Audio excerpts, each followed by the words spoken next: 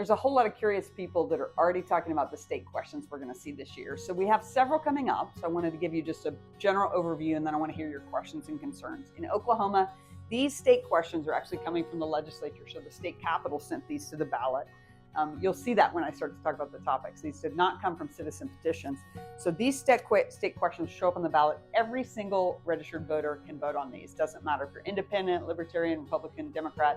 You can still get registered to vote on these in the next few months. You need to put on your calendar August 25th, November 3rd. There will be primary runoffs in August 25th, and there will be the general election in November 3rd. But there will also be state questions on each of those. And so I'm just going to briefly cover the main topics, talk about them more in depth, and answer your questions whenever you want. 844 is specifically about manufacturers.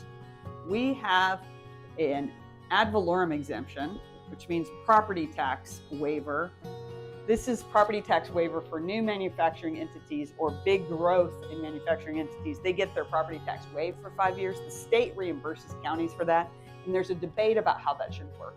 This would put all the decision making to the legislature to decide how to reimburse counties. State question 846 is about voter ID. We already have a voter ID law, but this would put it in the Constitution.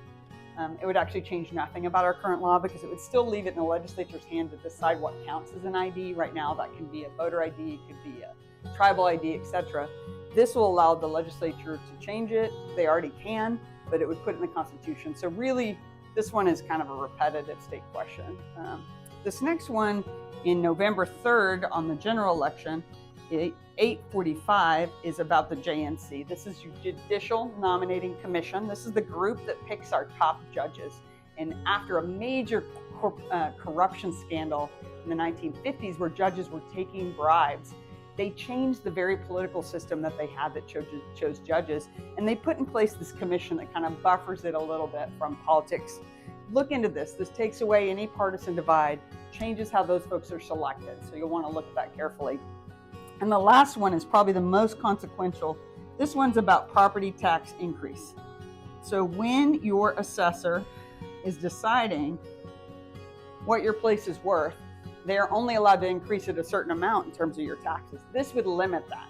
And they're saying it's about homeowners, but just know that businesses get a big old break from this as well. So we need to look at the impact of this bill on our public safety, on our schools, and we need to understand the real impacts of this because it's coming.